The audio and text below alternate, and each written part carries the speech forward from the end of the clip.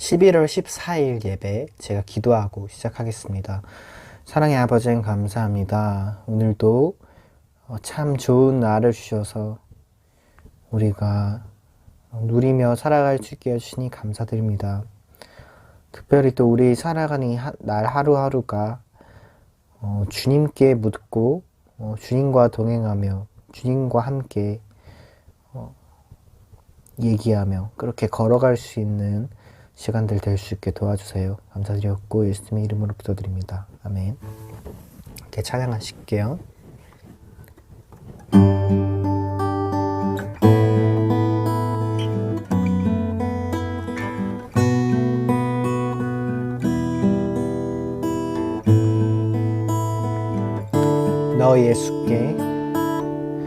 너 예수께 조용히 나가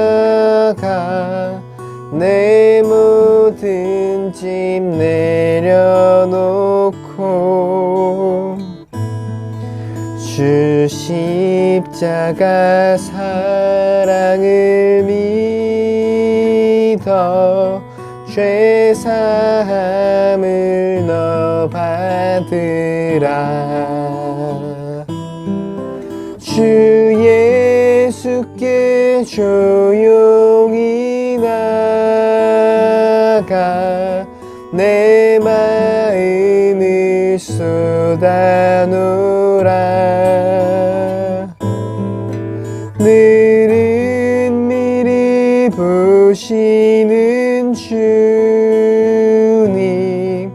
그 은혜를 베푸시리.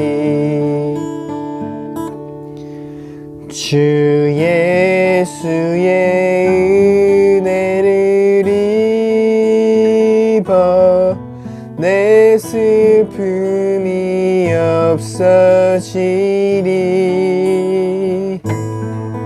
내 이웃을 늘 사랑하여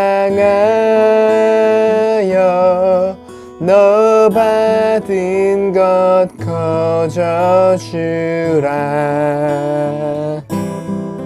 주 예수께 조용히 나가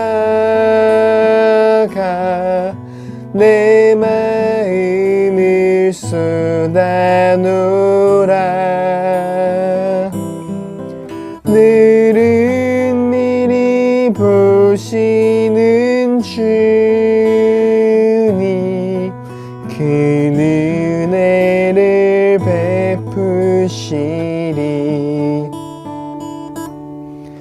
주 예수를 친구로 삼아 늘 내 옆에 모시어라. 그 영원한 생명 샘물에 내 마른 목 죽이어라. 주 예수께 조용히 나가 내 마음을 쏟아놓으라. 늘은 미리 보시는 주님 그 은혜를 베푸시리. 너 주님과 사귀어 살며 새 생명이 넘치리라. 주 예수를 찾는 이 앞에 참 밝은 빛 비추어라. 주 예수께 조용히 나가 내 마음을 쏟아놓으라. 늘은 보시는 주님 그 은혜를 베푸시리 주 예수께 조용히 나가 내 마음을 쏟아놓으라 늘은 미리 보시는 주님 그 은혜를 베푸시리.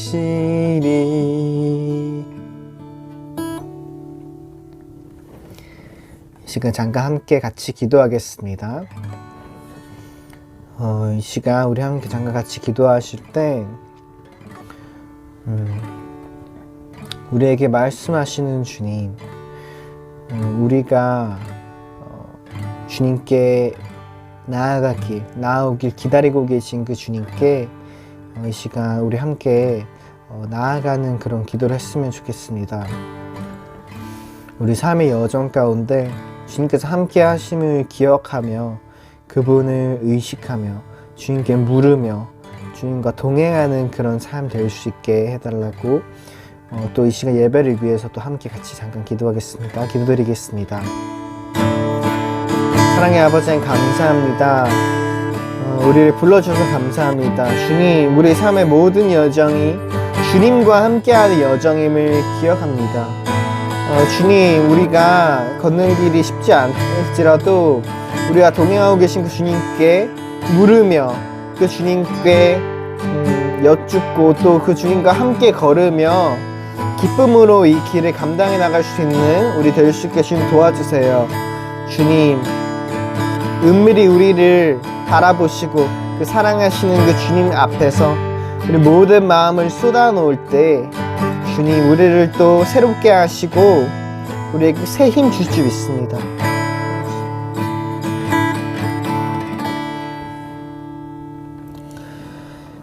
사랑의 아버지 하나님 감사합니다. 우리를 영원한 삶 가운데로 불러주시면 감사합니다. 영원한 삶, 그것은 곧 하나님과 그의 아들 예수 그리스도를 아는 것이라고 하였습니다. 그 영원한 사귐 가운데 우리를 초대해 주셔서 감사합니다. 우리 삶 역시도 그 사귐 가운데 머물 수 있게 도와주세요. 우리가 어떤 상황 가운데 있든지 오늘 하루를 또 살아갈 때에도 그 주님과의 사귐이 우리에게 있게 하시고 무엇을 해야 할지 어떻게 해야 할지 잘 알지 못하지만 예수께서 보이셨던 그 본, 또 예수님이라면 어떻게 하셨을까? 이런 마음을 가지고 우리가 삶의 상황들을 하나하나 또 살아나갈 수 있게 도와주세요. 그 깊숙한 사귐 가운데 우리를 불러주시고 또 인도해 주시니 감사드립니다. 예수님의 이름으로 기도드립니다. 아멘. 시간 사도신경으로 우리 신앙을 고백하겠습니다. 나는 전능하신 아버지 하나님, 천지의 창조주를 믿습니다. 나는 그의 유일하신 아들, 우리 주 예수 그리스도를 믿습니다.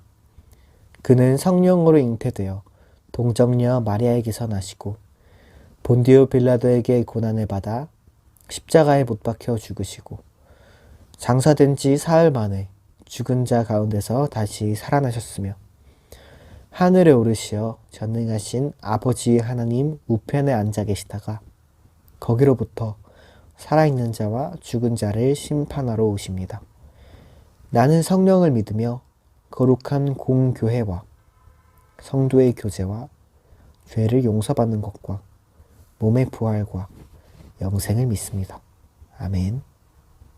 기도드리겠습니다.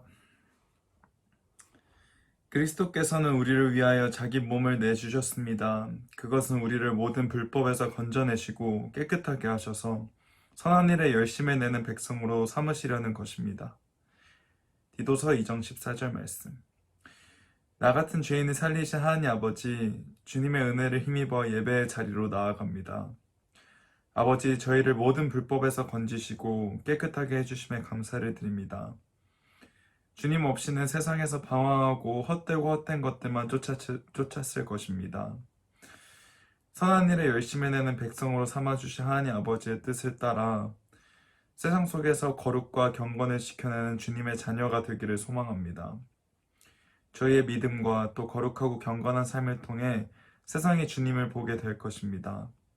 이 거룩한 책임감을 주심에 감사드리고 또한 능히 그렇게 살아갈 수 있는 힘과 지혜를 주심에 감사를 드립니다. 아버지, 세상 속에서 빛과 소금으로 살아가기는커녕 오히려 주님을 욕보이게 하는 자들이 많습니다. 먼저는 스스로를 돌아보아 내가 그러고 있지 않은지 바라보고 돌이키게 하여 주시고 저희가 본이 되어 선한 영향력을 끼칠 수 있도록 저희를 사용하여 주세요. 주님, 오늘도 생명의 말씀을 전해주시는 백정성 목사님과 그 가정에 성령 충만함을 주시고 말씀을 받는 저희들이 선한 일에 열심히 내는 백성이 되어 나아가기를 소망합니다. 저희에게 선한 일을 시작하시고 그리스도 예수의 날까지 그 일을 완성하실 예수님의 이름으로 기도드립니다. 아멘.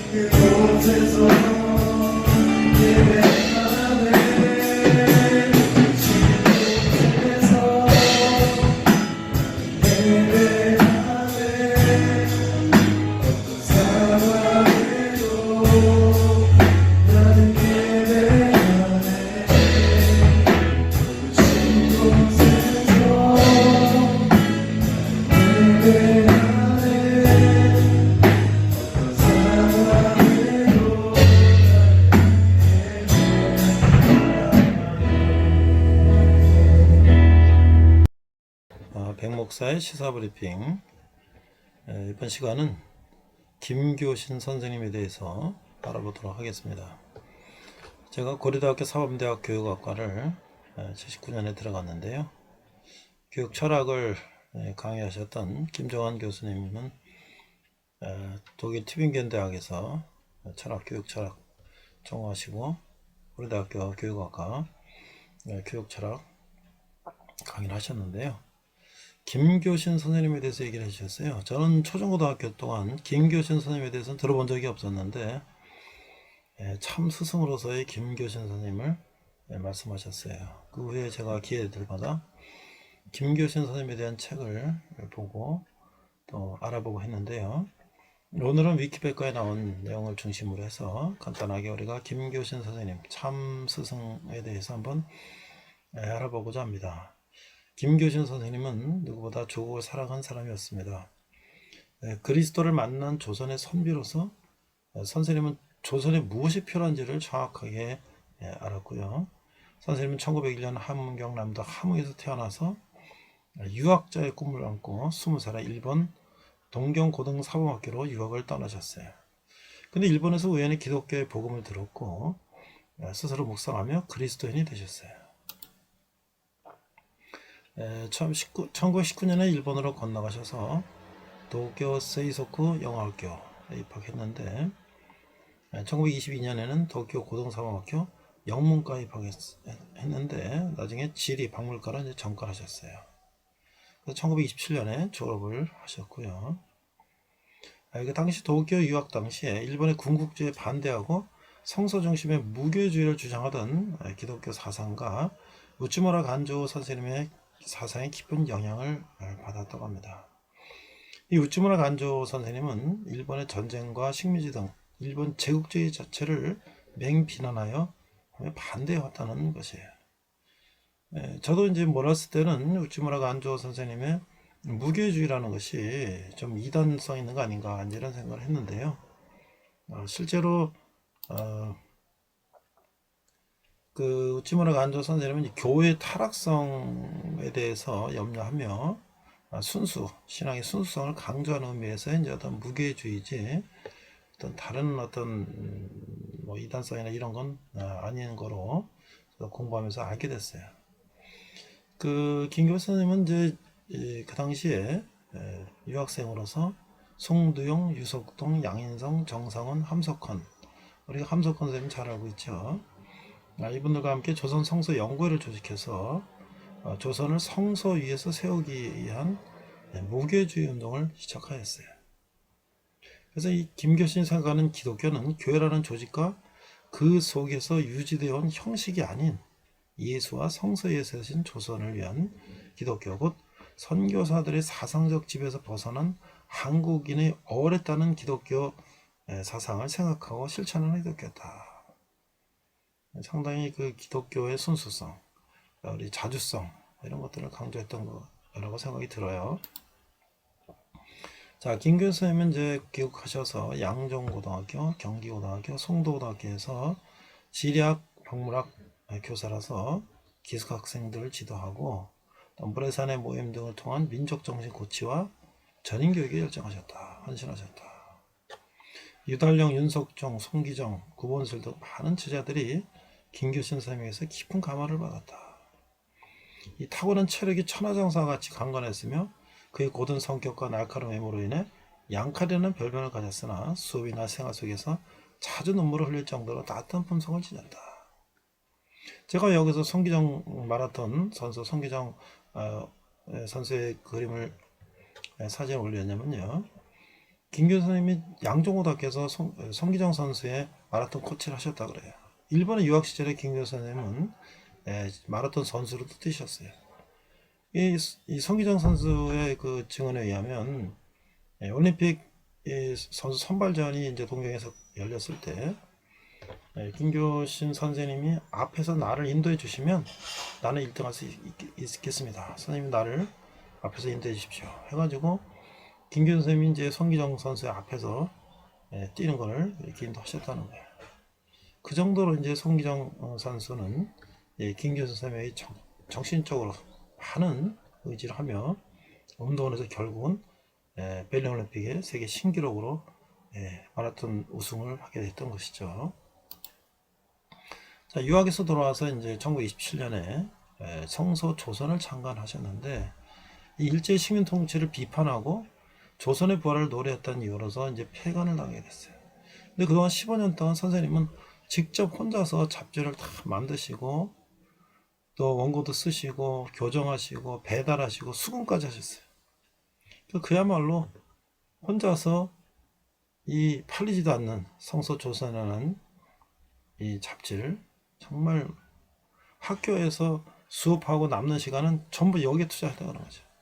그 일화도 있어요. 학교에서 무슨 이제 수업 끝나고 무슨 행사가 있다고 다 모이라 그러는데 선생님은 이거 이제 성서조선 배달하고 막 바쁘니까 가야 된다고.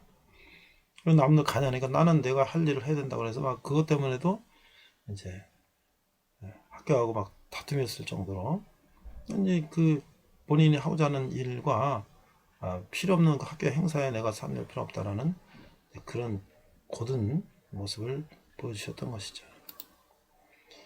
그래서 이제 이 잡지를 가지고 서점에 가면 뭐 이런 걸 왜 가져왔냐, 팔리지도 않는 걸 하면서도 그걸 그렇게 고생하면서 이 잡지를 발간하고 판매하고 했다는 것이죠. 그다음 이제 이것이 이제 총독부 검열에서 걸려가지고 폐간 위기를 수차례 넘겼는데 1942년 권도문에서 조와 얼어 죽은 개구리를 애도한다는 뜻으로 이제 여기서 이제 이 피라 사건을 위해서 1년의 옥고를 치르고 성서조선은 폐간을 당하게 되었다는 거죠. 그 김규현 선생님은 이 성서조선의 그 얼어 죽은 개구리 그 전에도 이미 조선 총독부의 감시하에서 돼지는 이 군국주의 국가들을 말하고요. 북쪽 아이는 나치 독립의 침략을 당한 덴마크, 노르웨이, 네덜란드, 벨기에와 서쪽어른 폴란드를 이걸 찢는 미친 저먼 세퍼드, 그러니까 독일의 이 사냥개죠. 이 나치 독일, 이 미치기 시작한 불독, 무솔리니, 이탈리아죠. 정권 치하의 이탈리아 등을 빗댄 우화를 통해서 이 제국주의자들을 비판하기도 했다는 것이죠. 자, 1년간 옥고를 치른 후에 고향 근처 흥남 질서 비료 공장에서 노동자들과 생활했는데 일본이 물러가면 공장을 이어받아야 한다는 그런 이유로 이 노동자가 함께 일했다는 거예요. 근데 그때 선생님은 1945년 봄에 발진 티푸스에 감염된 노동자를 돌보다가 그만 병을 얻어서 돌아가셨다고 해요. 이 김교신 선생님이 남기신 그 일기라든지 성서조선 이런 것들은 해방 직후에 부족했던 한국어 교육의 교본으로 사용될 정도로 뛰어났으며 그 속에 담긴 김교신의 추천한 교육 철학과 교육 현장의 생생한 이야기들은 후배 교사들에게 많은 영향을 끼쳤다고 해요.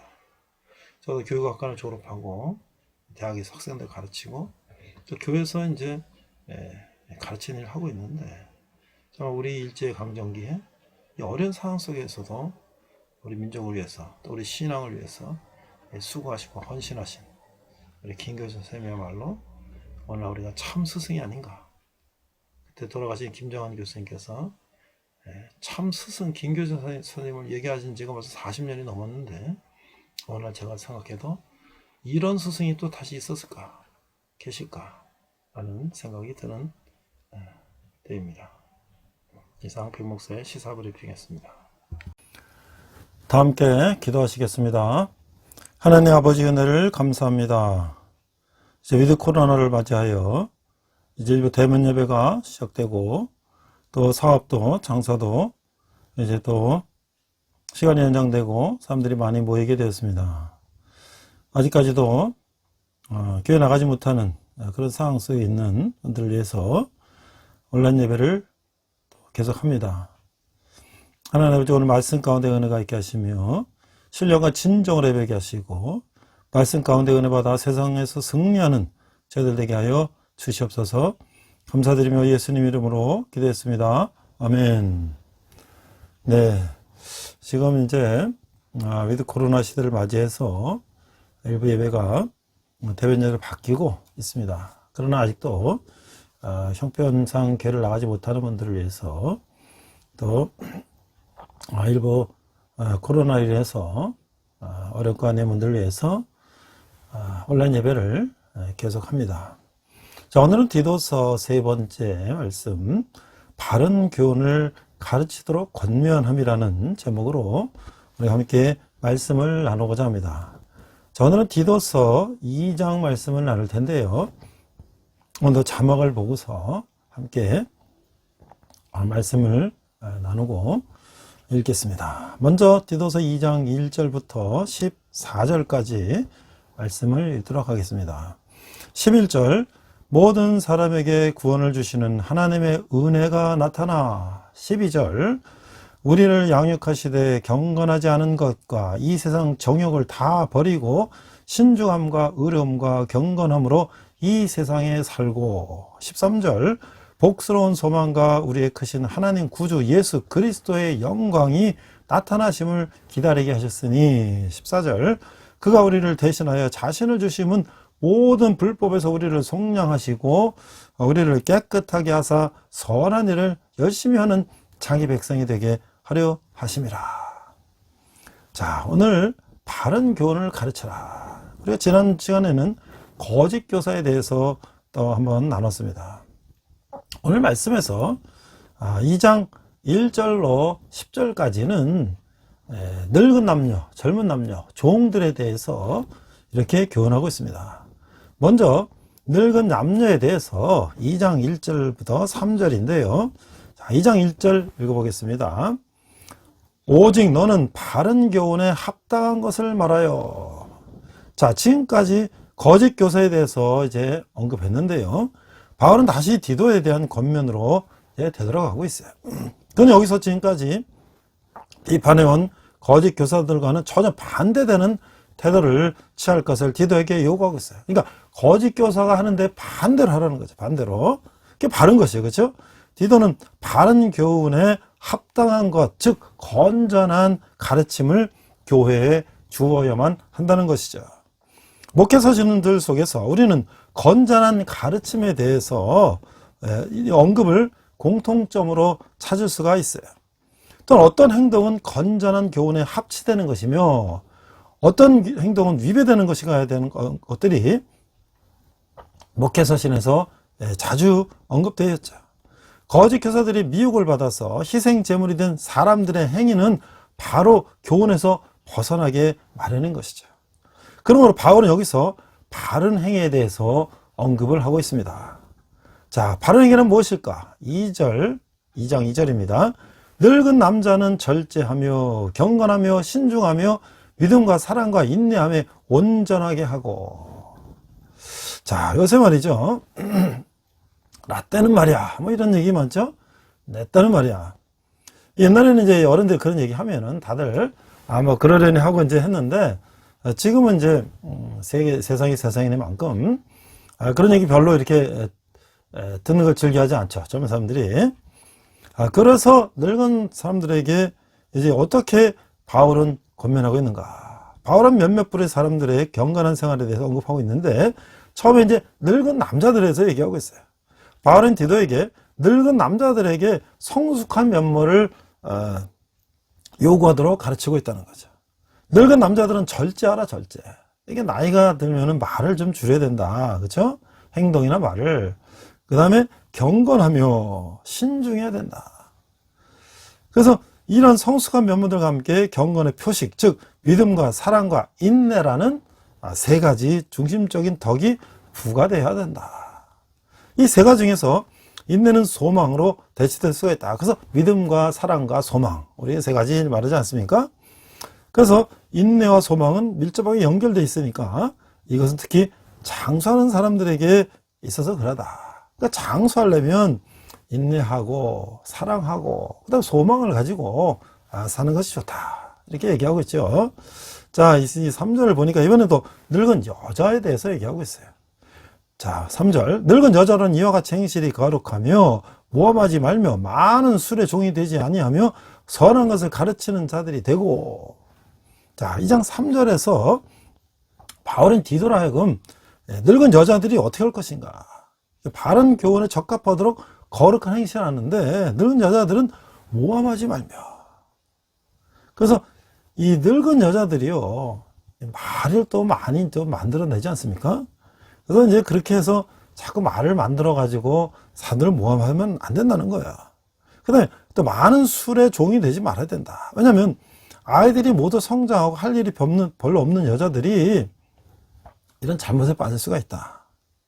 그러니까 자녀를 가진 젊은 여자들은 가정을 돌보는 일에 관심을 집중시켜야 되지만 늙은 여자들은 가정 밖에서 자신 이미 체득한 것을 함께 나눠야 된다 이거죠. 그 늙은 남자와 늙은 여자에 대해서 이렇게 바울은 디도를 통해서 권면하고 있는 것이에요. 그럼 우리가 한번 이런 질문을 해봅시다. 첫째, 나이 많은 남녀는 각각 무엇에 힘쓰고 주의하며 왜 그래야 되는가? 앞서 말한 것처럼 늙은 남자는 어떻게 됩니까? 절제하라, 절제하라. 행동과 말과 이런 거 절제하라. 늙은 여자는 어떻게 하냐? 남에 대해서 얘기하는 걸 좀 줄여라 이거죠, 줄여라. 두 번째요. 나이가 들수록 인격적으로나 신앙적으로 성숙해지고 있는지 돌아볼 때 더욱 신경을 써야 할 건 무엇인가? 그러니까 영적 성숙이라는 결론은.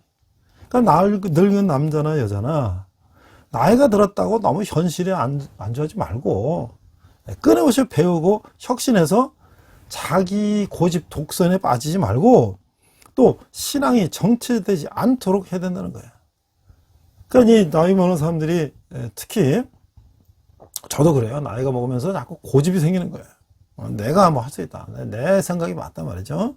근데 이렇게 일방적으로 자기 주장만 내세우지 말고 남의 의견을 겸손하게 경청하며 온전한 믿음과 사랑과 인내를 바탕으로 매사에 성숙함을 드러내야 된다. 그래서 누가 이 젊은 사람이 이렇게 얘기하지 않습니까? 나이 든 사람은 말은 줄이고 지갑은 열고 말이죠. 입은 닫고 지갑은 열어라. 이렇게 이제 얘기하는데 정말 그것이 정답인 것 같아요. 나이 많은 여성은 거룩한 몸가짐이 필수적이다. 쓸데없이 남을 험담하거나 추문을 퍼뜨리지 말고 또 술의 종이 아닌 진리의 종으로 선한 것을 가르치는 전심전력해야 된다. 여기서 이제 술로 표현했지만 또 나이 먹은 여자들이 자기들이 좋아하는 것들 여러 가지 있겠죠. 무슨 명품도 있고 하여튼 그런 거 너무 빠지지 말고. 그래서 이 백발은 영화로운 멸류관이다. 잠언 16장 31절. 이 백발, 나이가 들었다는 것은 이게 얼마나 인생을 그동안 살아왔다는 것에 그 상급이 아니냐 이거죠. 그래서 겉사람은 늙어가도 속사람이 아름답게 변하면 향기로운 인생이 된다. 나이가 먹으면 우리 사람이 늙고 주름지고 흰머리 나고 당연한 거 아니겠어요? 그러나 마음만은 언제든지 아름답게 성숙되어 갈 수가 있다라는 말씀을 하고 있죠. 자, 그러면 이번에는 이제 젊은 남녀에 대해서 얘기하고 있어요. 2장 4절에서 8절을 보니까 자, 4절 보겠습니다. 그들로 젊은 여자들을 교훈하되 그 남편과 자녀를 사랑하며 5절 신중하며 순전하며 집안일을 하며 선하며 자기 남편에게 복종하게 하라. 이는 하나님의 말씀이 비방을 받지 않게 하려 함이라. 자, 2장 4절에서 5절을 보니까 바울은 여기서 그가 3절에서 말한 선한 것이 무엇인지를 분명히 말하고 있어요. 자, 늙은 여자들은 최소한 7가지 영역에서 젊은 사람들을 도울 수 있는데요.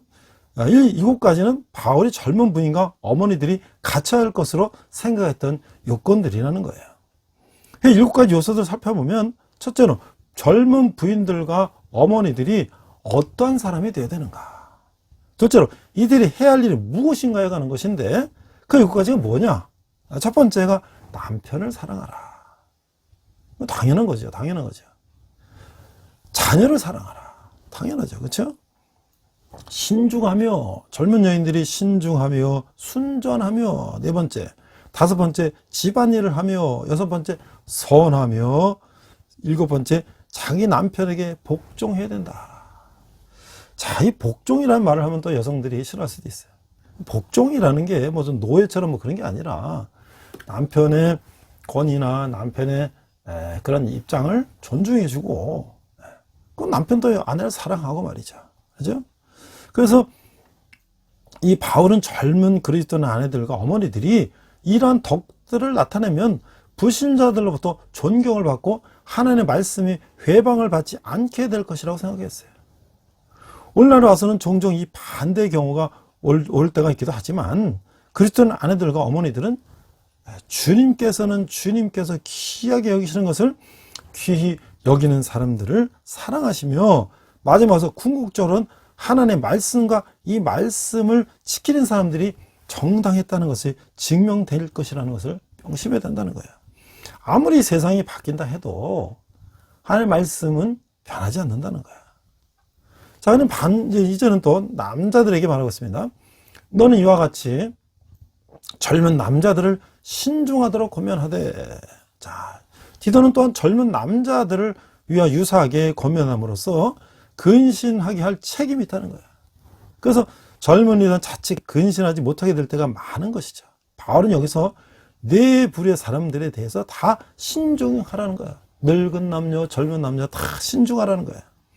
자, 7절과 8절을 보겠습니다. 7절 보니까 범사에 네 자신이 선한 일에 본을 보이며 교훈에 부패하지 아니함과 단정함과, 이건 뭐냐면 디도가 젊은 남자잖아요. 그러니까 디도가 먼저 본을 보이라는 거야. 8절에 보니까 책망할 것이 없는 바른 말을 하게 하라. 이는 대적하는 자로 하여금 부끄러워 우리를 악하다 할 것이 없게 하려 함이라. 자, 디도는 역시 같은 젊은이로서 스스로 자격 있는 사람으로 만들어야 했다는 것이죠. 이에서 바울로부터 직접적인 충고를 받은 것도 사실이에요. 아무래도 바울이 디모데와 디도는 직접 제자니까 직접 가르쳤잖아요. 그는 모든 선한 일에 있어서 다른 모든 이들에게, 특히 젊은 남자들에게 본이 보이도록 노력해야 된다는 것이에요.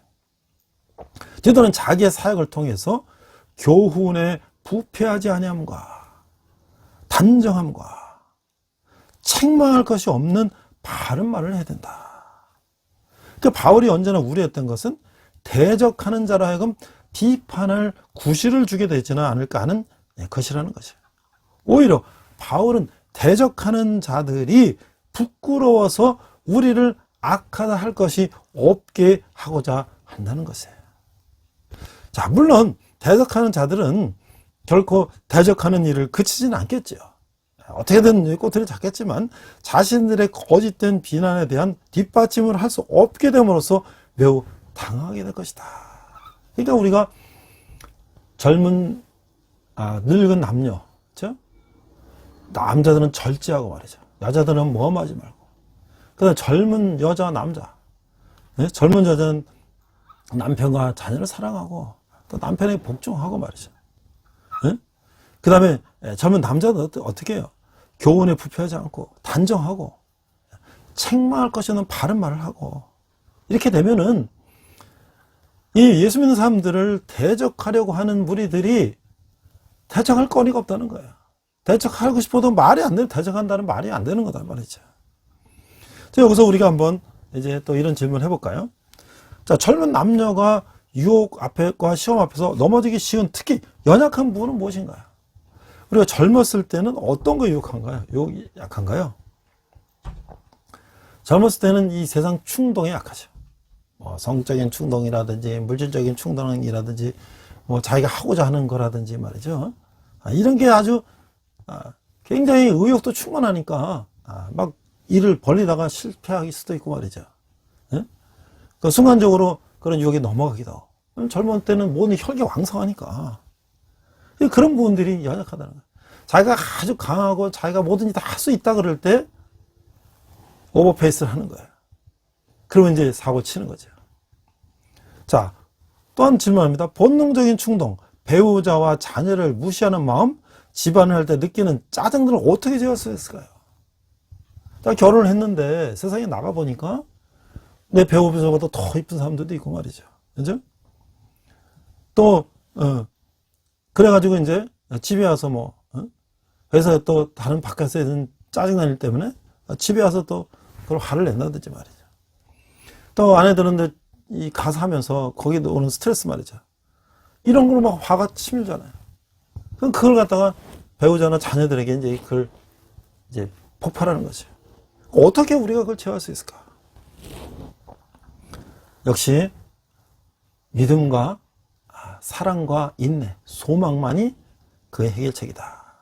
자, 교회는 아무리 바쁘고 여유가 없어도 젊은 세대의 신앙교육에 최우선적인 관심을 갖고 집중적으로 투자해야 한다. 그러니까 이 젊은 세대를 투자하는 것이 바로 교회의 미래 세대를 미리 기르는 거잖아요. 우리 교회들이 지금 코로나 이후에 어제도 목사님들과 이제 운동을 하고 이제 차 한잔하면서 얘기를 들어보니까 이제 한국 교회도 코로나 이후에 급격하게 젊은이들이 교회에 이제 주일을 성수해야 된다는 거에서 이제 코로나 때문에 집에서 예배하고 온라인 하다 보니까 아무래도 집중하지 않게 되고 말이죠. 그러다 보면은 교회 안 가도 된다. 이런 게 이제 마음속에 생긴다는 거죠. 그 나이가 드신 분들은 어떻게든 교회를 다시 가는데 젊을수록 이제 그 희박해진단 말이죠. 결국 어떻게 하냐, 우리 교회도 나이 많은 사람들만 남는 이 서구의 교회처럼 된다는 거예요. 그래서 어떻게 해요? 우리가 젊은 어린이, 청소년, 젊은이들 교육을 이제 최우선적으로 해야 된다. 이 젊은이들을 하나님의 말씀으로 양육하고 훈련한 것은 밝은 미래를 위한 지혜로운 준비라는 거예요. 그럴 때 이 공동체의 지속적인 도약과 발전이 가능하다는 거예요.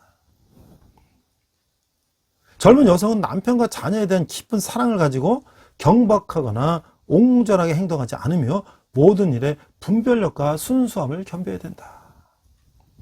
자, 젊은 남성은 혈기나 성적 충동, 야망이나 탐욕을 철저히 통제하고 충실하게 말씀과 성령의 인도를 받아야 한다는 거예요.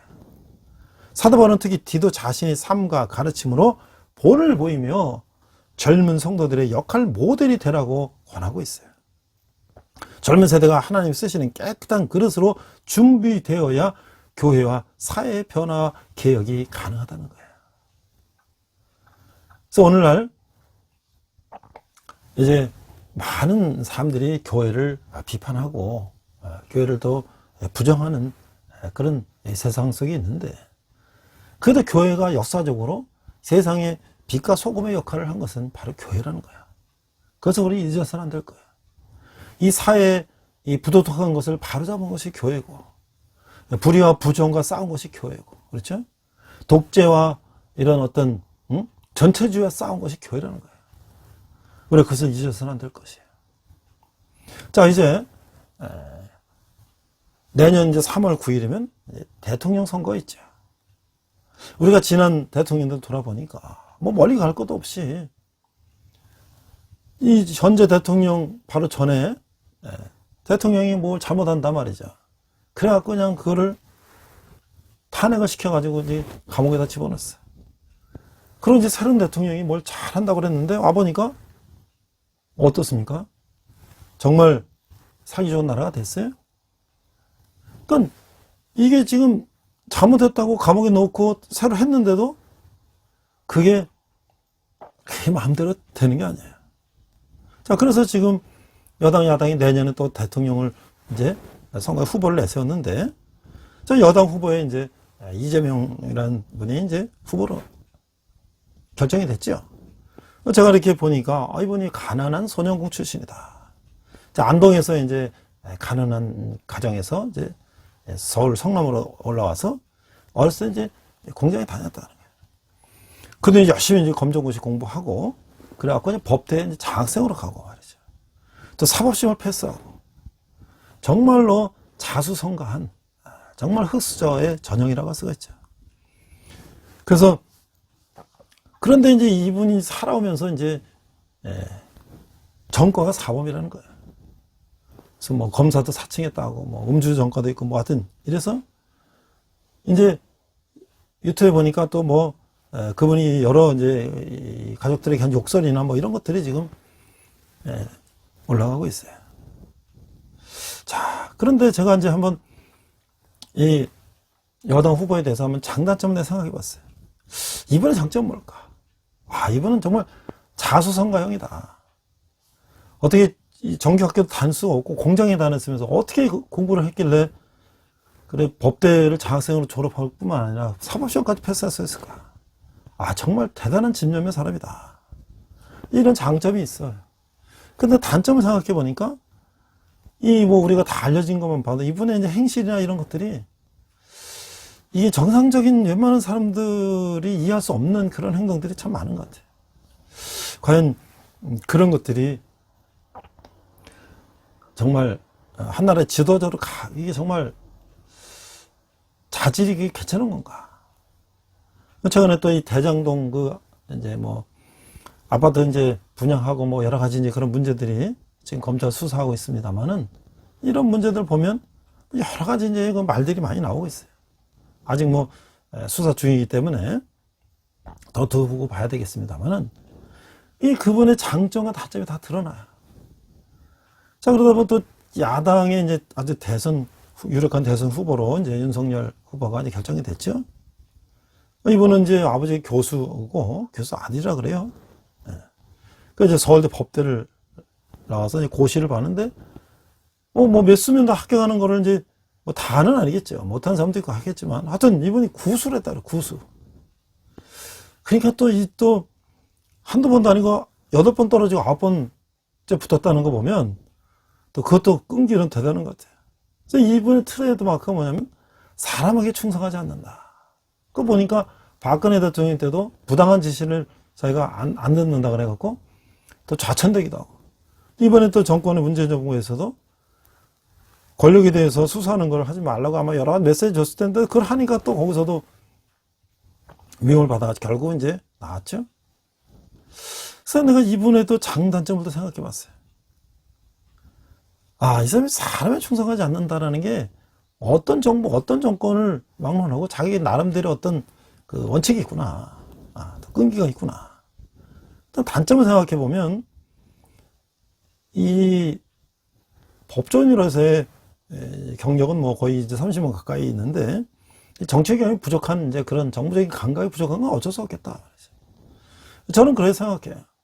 기업에서 사장하는 뭐 입사해서 한 30년 사장까지 한 사람이나 뭐 장사를 해서 한 30년 한 사람이나 뭐 교수를 한 30년 한 사람이나 농사를 한 30년 진 사람이나 거의 그 곳에 올라가면 거의 그 웬만한 건 다 경제 올라가죠. 물론 뭐 농사는 뭐 좀 다른 얘기지만 어떤 조직에서 그게 기업이든 무슨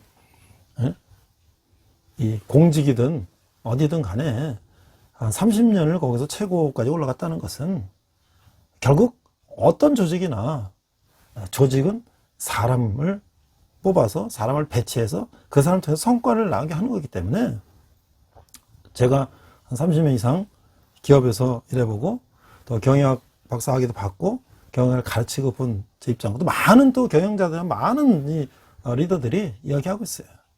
결국 그 레벨에 올라가면 다 통한다는 거예요, 결국. 구단은 다 통한다는 거예요. 자, 그래서 최근에 이제 뭐 전두환 발언에서 많은 비판이 있지 않았습니까? 근데 그것도 당연히 비판받아야 돼요. 뭐 그런 것들을 또 싫어하는 사람도 있으니까. 또 반면으로 또 보면 5.18에 대해서 많은 사람들이 얘기하는데 그것도 또 인정할 거 인정해요. 그러나 거기도 보니까 저는 이해할 수 없는 부분이 그 유공자 명단을 공개하지 않는다는 거예요. 그것도 또 이상한 거예요. 그러니까 세상에는 성역이 없어요.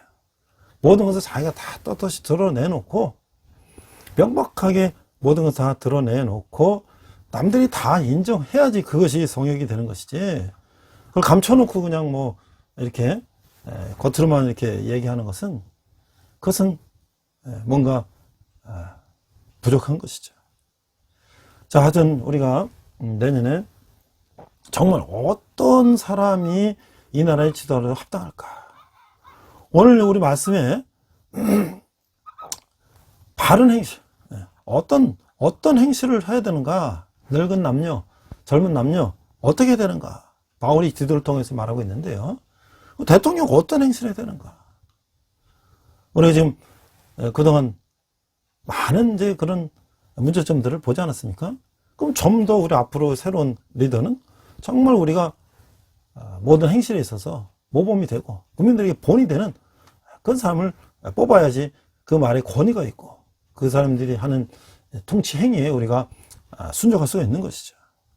자, 이제 마무리합니다. 2장 9절에서 10절에 보니까 이번 종에 대해서 얘기해요. 종. 지금은 좀 다른 얘기지만 과거 종이 있었어요. 9절 보니까 종들은 자기 상전들에게 범사에 순종하여 기쁘게 하고 거슬러 말하지 말며 10절 훔치지 말고 오히려 모든 참된 실실성을 나타내게 하라. 이는 범사에 우리 구주 하나님의 교훈을 빛나게 하려 함이라. 자, 2장 9절 10절에 보니까 이 제1세기 초대 교회에는 그 당시에 종들이 있었잖아요. 그래서 이들이 자신의 삶을 통하여서 종들이 있었지만 이들도 하나님을 믿었다는 거예요. 하나님은 어떻게 영광스럽게 할 것이냐. 그래서 바울은 다른 사람들을 섬기는 위치에 있는 그리스도인들도 다 갖춰야 할 5가지 요건이 있다. 그게 뭐냐니까 디도에게 이제 이걸 가르치라 그랬는데 첫 번째 뭐냐면 상전들에게 범사에 순종해야 된다. 두 번째 기쁘게 해야 된다. 거슬리게 말하지 말아야 되고 훔치지 말고 오히려 모든 참된 실실성을 나타나게 하는 것이 그것이다. 오늘날 우리가 직장이나 어느 조직에 있는 게 종은 아니에요. 우리는 당연한 내 능력을 거기서 제공하고 그에 대한 이제 경제적인 반대급부를 받고 있는 것인데 우리도 과연 우리 스스로를 생각할 때 우리가 정말 나에 대해서 내 능력과 내 인격을 조직이 나에게 대우해주고 보상해주기를 바라면서 한편으로는 나는 조직에 대해서 정말 그거에 상응하는 나의 할 바를 다 했는가? 나의 어떤 조직에서 필요한 나의 능력과 나의 모든 태도가 정말 정상적으로 그것을 내가 했는가? 여기 보니까 순종하지 않을 수도 있고 기쁘게 하지 않을 수도 있고 거슬리게 할 수도 있고 훔칠 수도 있고 신실하지 않을 수도 있잖아요. 이거는 우리가 정말 다시 한번 우리가 반성해야 되는 거야. 우리 스스로 한번 생각해 봐야 되는 거죠. 내가 요구하는 것도 중요하지만 또 내가 해야 될 것도 생각해야 되는 거예요. 자, 이 세상 사람들 입장에서 볼 때는 종들은 상전에 대해서 이런 태도를 취할 수는 없겠지만 자, 이제 우리가 마지막 결론은 뭐냐면 그리스도인의 입장에서 보면 이 상은 다르다는 거예요. 왜냐면 그리스도인 종은 지상의 주인을 섬기는 것이 아니라 사실은 최후의 그를 판단하신 주 그리스도를 섬기는 거예요. 그러므로 그는 항거하고 거역하는 대신에 모든 면에 있어서 그리스도를 본받는 자가 되어야 한다는 것이에요. 무슨 얘기냐면 우리가 한 조직의 일원으로서 근무하지만 나는 내 조직의 리더에게 지시명령을 받고 내 주어진 역할을 하지만 궁극적으로 나는 누구예요? 이 조직의 장 그 이상 예수 그리스도를 섬기는 것이라는 거예요. 그러니까 내가 어떤 조직에 일을 할 때 내가 조직에 장시켜서 한다는 생각을 하는 것은 1차원적인 얘기고 하나님이 나를 보고 계시고 내가 하나님 앞에 가서 내가 정말 잘했다 칭찬받을 종이 된다면 내가 세상에 이 조직의 장이 보는 거 안 보는 것이 중요한 것이 아니라 내가 믿음을 가지고 내 일에 대해 최선을 다하고 정직하고 성실하게 해야 된다는 것이죠. 그래서 우리가 그리스도인을 세상에 빛과 소금이 되어야 된다는 거예요. 그 소금이 맛을 잃으면 그 무슨 필요가 있어요? 길에 내버려서 밟힐 거 아니겠어요? 그 크리스찬이 그런 빛과 소금의 맛을 잃으면 그건 크리스찬은 의미가 없는 것이죠. 이렇게 하면서 그의 삶은 우리 구주 하나님의 교훈을 빛나게 하는 것이 되는 것이다. 바울이 우리 구주 예수 우리 하나님의 교훈을 언급함으로써 믿는 사람들은 바른 교훈에 따라서 행동해야 된다. 그게 바로 바른 교훈이다. 그럼 우리 한번 여기 또 이런 질문 해볼까요? 자, 그리스도는 상전에게 어떻게 하라고 권면합니까? 그럼 내가 상전한테 상전한테 내가 복종하는 것이, 예? 그것이 어떤 인간적인 어떤 뭐 그런 것이 아니라 하나님 보시기에 내가 내 일에 충성되게 하는 것을 내가 보인다는 것이죠. 자, 내 생각은 다르지만 윗사람의 권위를 인정하고 따라야 할 일은 무엇인가? 어떨 때는 우리가 내 생각과 다를 수도 있어요. 또는 정말 이건 명백하게 이거는 조직의 윤리와도 위배되고 이거는 개인적인 인격과도 문제가 된다면 그거는 당연히 내가 어디다가 공익 제보를 할 수도 있고 그건 내가 더 1대1로 이것은 부당하다고 내가 그걸 시킨 사람한테 정식으로 이야기할 수도 있어요. 그렇지만 우리가 어떤 일반적인 일을 할 때 그것을 시켜서 한다기보다는 내가 자발적으로 내가 그 일을 주도적으로 해나갈 때 우린 선한 영향력을 받을 수가 있다는 거예요. 그 로마 시대의 종은 소유물과 같아요. 그래서 마치 악하고 비복음적인 노예제도 아래서도 최선을 다해서 노력하며 매사에 정직하고 충성되게 한다면 얼마든지 하나님의 영광을 나타내는 통로가 될 수 있다는 거야. 이 선한 인격과 품행은 불의하고 냉혹한 현실 속에서도 구조적인 악을 넘어서게 한다는 거야. 근데 어때요? 이 상사가 부당한 행동을 시키려고 할 때 저 사람은 정말 크리스찬이다. 저 사람은 정말 정직한 사람이다 하면 그 사람한테 시킬 수 있겠어요? 못 시키죠. 다른 사람한테 시킬지언정 그 사람은 못 시키잖아요. 왜? 저 사람은 부당한지 아는 사람이니까. 우리가 근데 저는 누굴 보고 있는가? 하나님이 나를 보고 계시기 때문에. 부정한 걸 할 수 없다는 거예요. 자, 마지막, 그래서 은혜로 양육하시는 예수님. 2장 11절, 14절을 보겠습니다. 11절, 모든 사람에게 구원을 주시는 하나님의 은혜가 나타나. 12절, 우리를 양육하시되 경건하지 않은 것과 이 세상 정욕을 다 버리고 신중함과 의로움과 경건함으로 이 세상에 살고. 자, 11절, 12절, 2장 11절, 12절은 바울은 지금까지 하나님의 진리는 경건한 생활을 요구한다는 것을 주장해 왔어요. 이제 그는 경건한 생활을 요구하는 하나님의 진리의 중심적 측면은 은혜에 초점을 맞추고 있는 것이에요. 그러니까 우리가 충분히 이야기만 한다면 그리스도인에게 어떻게 살아야 할 것인가를 가르치는 것은 다름 아닌 하나님의 은혜의 복음임을 알아야 된다는 것이에요. 이 은혜는 모든 사람에게 구원을 주시는 보편적으로 유용한 것이다. 그래서 우리가 크리스찬들은 어떻습니까? 세상에 아무리 몰라도 내가 나쁜 짓을 할 때 하나님이 나를 보고 계신다는 것을 알기 때문에 우리가 정직하게 해야 되는 것이죠. 13절, 14절. 13절, 복스러운 소망과 우리의 크신 하나님 구주 예수 그리스도의 영광이 나타나심을 기다리게 하셨으니. 14절, 그가 우리를 대신하여 자신을 주심은 모든 불법에서 우리를 속량하시고 우리를 깨끗하게 하사 선한 일을 열심히 하는 자기 백성이 되게 하려 하심이라. 이게 굉장히 오늘 말씀의 핵심이에요. 2장 13절, 14절, 은혜의 복음은 한편으로 과거에 하나님께서 거저주신 은혜에 집중하게 된다.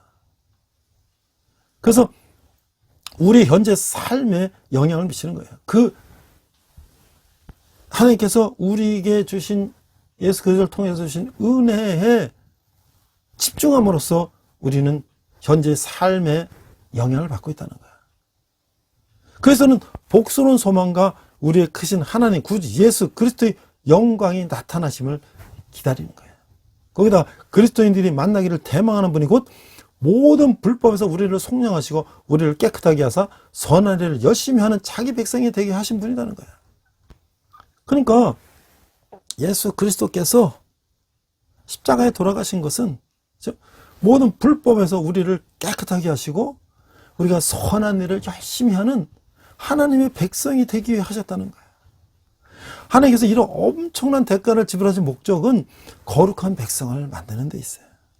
그러면 하나님께서 우리의 자신을 위하여 무엇을 하셨으며 왜 하셨는가를 알고 참되게 그리스도를 사랑하며 또 그 재림을 대망하는 그리스도인들은 그리스도께서 재림하실 때 그를 실망케 하지 않기 위해서 우리 주의 뜻을 실현하는데 그 어떠한 수고와 헌신도 아끼지 않게 된다는 거예요.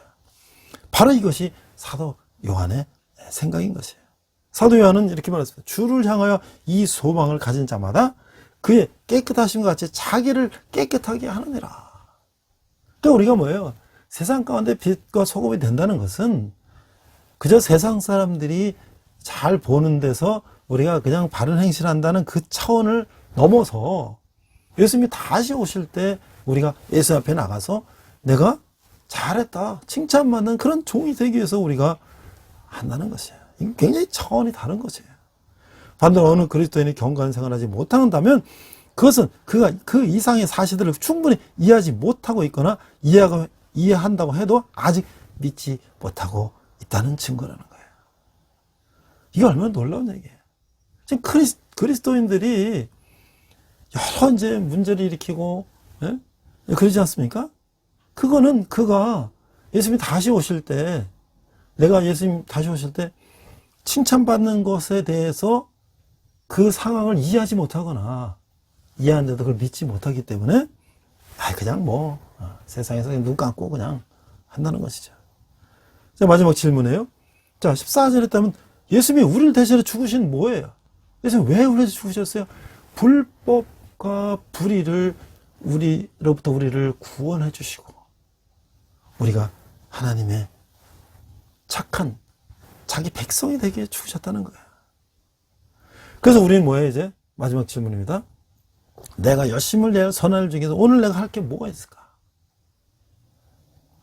내가 주어진 곳에서 최선을 다해서 내 주어진 일을 최선을 다해서 정말 흠없이 하는 것이 그것이 하나님을 예수님을 기쁘게 하신 일이라는 거예요. 바른 말씀과 교회에 기초하지 않으면 바른 생활로 나갈 수가 없다는 거예요. 우리 죄를 대신해 죽으신 예수님을 인격적으로 만날 때 우리는 삶의 목적을 깨닫고 세상 정욕이 아닌 선한 일에 열심을 낼 수 있다는 거예요. 인간적인 동기와 노력으로는 하나님 원하시는 의와 경건에 도달할 수가 없어요. 오직 구원을 주시는 하나님의 은혜와 그리스도의 영광이 나타날 때 우리는 예수님 형상에 도달할 수 있다는 것이에요. 그래서 성도는 하나님의 은혜 안에서 복음의 능력으로 살아야 한다는 것이죠. 오늘 제가 앞에 김교신 선생님에 대해서 제가 동영상을 올려놨습니다. 저도 대학 처음 들어가서 교수님이 말씀하셨을 때 초중고등 배운 적이 없어서 도대체 이분이 누군가. 그래서 수십 년이 지났지만 기가 있을 때마다 이분에 대해서 찾아보고 하면 정말 이분이야말로 참 스승, 참 교육을 실천하신 분이 아니신가. 그래서 앞에 제가 유튜브에서 잘 설명했습니다만은 이 일제 때 이제 일본에 유학을 가서 거기서 이제 예수님 만난 거예요. 그 이분의 이 영적인 스승은요, 우찌무라 간조. 그래서 이분이 일본은 우리보다 먼저 기독교가 전래가 됐지만 이 일본의 기독교는 주로 상류층을 중심으로 퍼졌다는 거예요. 우리 한국은 어때요? 선교사님들이 그 밑바닥부터 복음을 전했기 때문에 우리 이 복음이 또 우리 이 한국 사람들의 이 복음에 대한 열정이지 않습니까? 종교에 대한 열정. 그래서 이게 이 기독교가 완전히 전파가 됐는데 이 일본은 이 상류층 일부층만 이게 기독교가 전파돼서 또 워낙 그들의 그 신도, 그들의 이제 천황을 숭배하는 그런 어떤 뭐 어떤 여러 가지 그런 그들의 전통적인 그런 종교가 강하기 때문에 기독교가 이렇게 많이 전파되지 못했지만 우리가 보면 그들 중에서 크리스찬들은 정말 아주 독실한 것 같아요.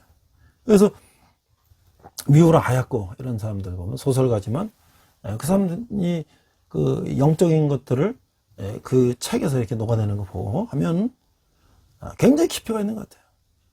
그래서 이 우찌무라 간조 선생을 통해서 예수님 만난 이 김규 선생이 이제 다시 한국에 돌아와서 그가 양정고등학교, 경기고등학교, 송도고등학교에 선생을 하면서 이분이 그냥 단순히 제자들만 열심히 가르친 것 뿐만 아니라 이분이 뭐랬냐면 성서조선이라는 잡지를 만들었다는 거예요. 일개 선생님이, 이 출판사도 아니고, 선생님이 성경에 대한 해석 강해라든지 뭐 여러 가지 수필이라든지 시라든지 이런 거를 원고를 받아가지고 그걸 다 또 옛날에 등사했겠죠. 등사해가지고 그걸 다 이 가리방을 이렇게 다 먹물 인쇄해가지고 그걸 또 묶어서 말이죠. 그걸 해가지고 자전거 싣고 이제 서점마다 돌리는 거예요. 근데 서점에서 그걸 잘 받습니까? 팔리지도 않은 거를. 그러면 또 얼마 되면 팔리지 않으면 팔린 건 몇 개 돈 받고 그 다시 또 수거해 와야 되죠. 그거를 혼자서 다 하는 거 혼자 다. 이거 학교 학생들 가르쳐야지 그거 해야지 얼마나 바쁘시겠어요. 그런데 그 책이라는 것이 그 내용이라는 것이 이 믿음으로 이 조선을 독립하는 그런 정신이 그 안에 머물러 있었던 것이죠. 그래서 거기에 이제 성서조선에서 조화라고 이제 개구리를 이제 얼어 죽은 개구리를 애도함이라는 이제 근조할 때 조화인데요. 왜냐면 이 조선을 둘러싼 그 열강들, 뭐 일본 제국주의, 나치 제국주의, 뭐 이런 열강들이 이 약소국가를 그냥 잡아먹는 것들을 이제 비판함으로써 그것이 이제 일본 제국주의에 반대하는 거로 이제 돼가지고 결국은 학교에서 이제 쫓겨나고 어디로 가게 되냐면 다시 고향으로 와서 고향에서 이제 그 흥남 비료 공장에서 노동자들과 함께 그들과 생활했다는 거예요. 그런데 해방을 앞둔 45년 봄에 발진 티푸스로 감염이 돼서 세상을 떠났어요.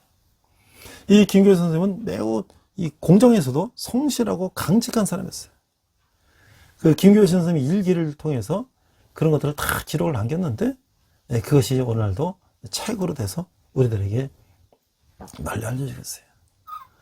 우리 김교회 선생님은 잘 모르지만 이 송기정 선수가 우리가 모를 수가 없죠. 저는 독일에 갔을 때 제가 10여 년 전에 독일에 갔을 때 일부러 제가 시간을 내서 베를린 올림픽 경기장을 갔어요. 그 마라톤 우승 꼬링했던 그 현장을 가서 봤어요. 이 송기정 선수가 양정고등학교 보성 전문 나왔는데 이 김교현 선생님이 일본 유학시절에 마라톤 선수를 했어요. 그래서 그 마라톤을 가르치는데 송기정 선수가 어떻게 얘기했냐면 이 동경에서 이제 올림픽 이제 선수를 선발하는 예선전이 이제 벌어졌는데 선생님이 내 앞에서 나를 인도하시면 내가 선생님만 보고 내가 열심히 뛰면 제가 우승할 것 같습니다. 선생님 제 앞에서 저를 인도해 주십시오. 선생님이 앞에서 송기정 선수 인도하고 결국 송기정 선수가 이제 예선에서 1등을 하고 이제 올림픽 마라톤 이제 세계 대회에 나가서 2시간 36분. 그 당시 세계 신기록이에요. 세계 신기록으로 우승한 거 아니겠어요? 오늘 우리가 바른 행실, 늙은 남녀, 젊은 남녀, 종들은 어떻게 되는가?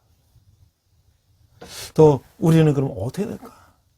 궁극적으로 우리의 삶이라는 것은 이 세상을 바라보고 사는 것이 아니라 예수님 다시 오셨을 때 내가 잘했다 칭찬받는 그런 삶의 목표를 가지고 산다는 것이 오늘 사도 바울이 디도를 통해서 우리에게 전하는 말씀으로 우리가 아멘 했으면 좋겠습니다. 기도하겠습니다. 하나님 아버지의 은혜를 감사합니다. 오늘 우리가 바른 행실을 어떻게 살아야 되는가? 내 힘으로 가야 되는 것인가? 우리가 예수님 다시 오실 때 잘했다 칭찬받는 종이 되기 위한 우리의 노력이라면 하나님께서 십자가에 돌아가시면서 우리의 모든 불의와 죄악된 것을 다 해결하셨다면 우리는 빛과 소금이 충분히 되고도 남을 수 있다는 것을 알았습니다. 우리 모두가 그런 삶 될 수 있도록 인도하여 주시옵소서. 감사드리며 예수님 이름으로 기도했습니다. 아멘.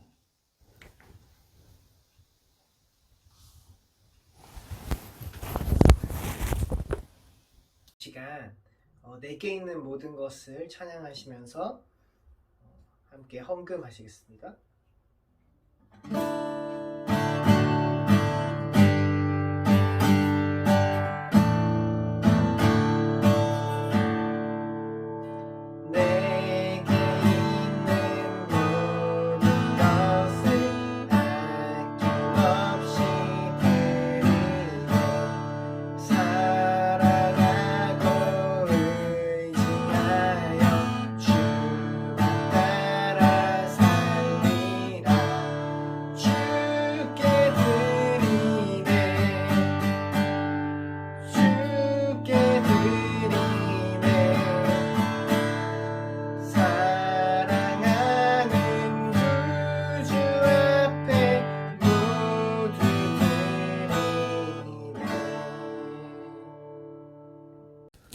네, 한 가지 광고하고 헌금 기도한 후에 축도로 마치겠습니다.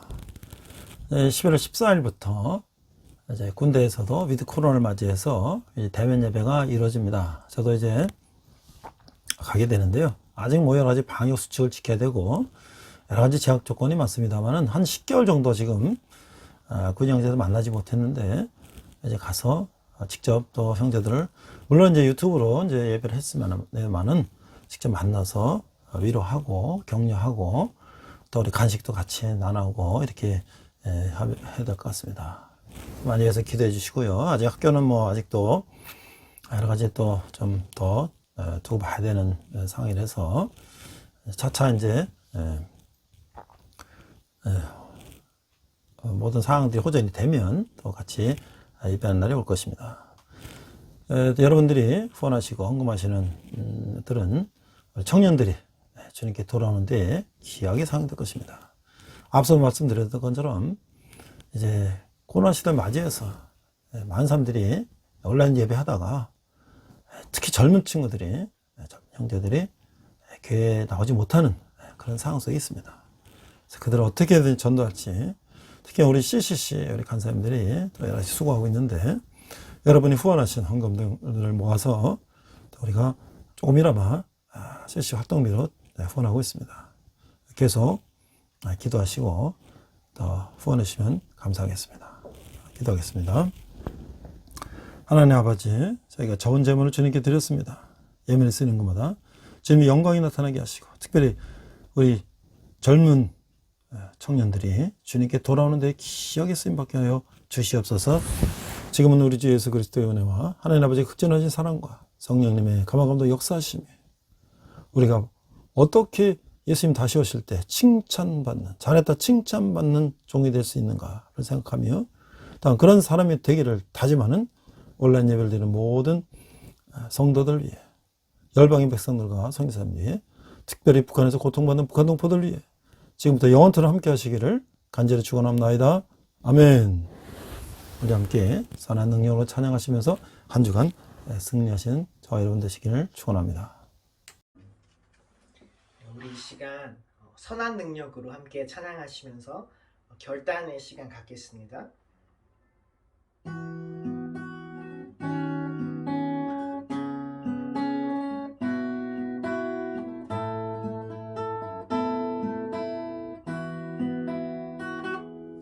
그 선한 힘에 고요히 감싸여 그 놀라운 평화를 누리며 나 그대들과 함께 걸어가네. 나 그대들과 하늘을 여네. 지나가 너물 어둠의 날들이 무겁게 내 영혼 짓눌러도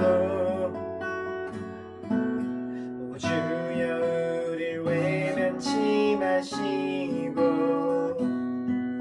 약속의 구원을 이루소서.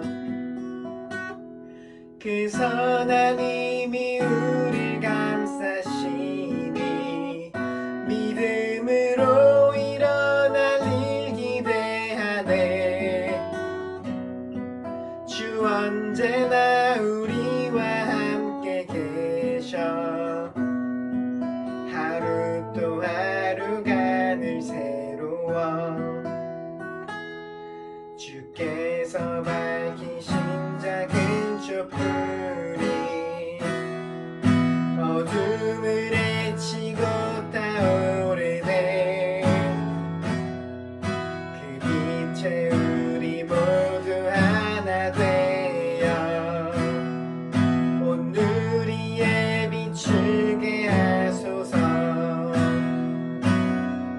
그 선한 힘이 우릴 감싸시니 믿음으로 일어나리 기대하네 주 언제나 우리와 함께 계셔 하루 또 하루가 늘 새로워 이 고요함이 깊이 번져갈 때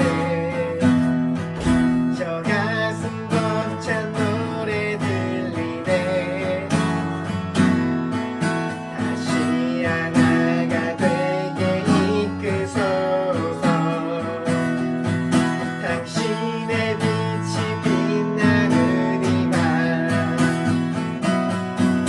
그 선한 힘이 우릴 감싸시니 믿음으로 일어나릴 기대하네 주 언제나 우리와 함께 계셔 하루 또 하루가 늘 새로워 그 선한 힘이 우릴 감싸시니 믿음으로 일어나릴 기대하네 주 언제나 우리와 함께 계셔 하루 또 하루가 늘 새로워 주님과 동행하시는 복된 한 주 되시길 축복합니다.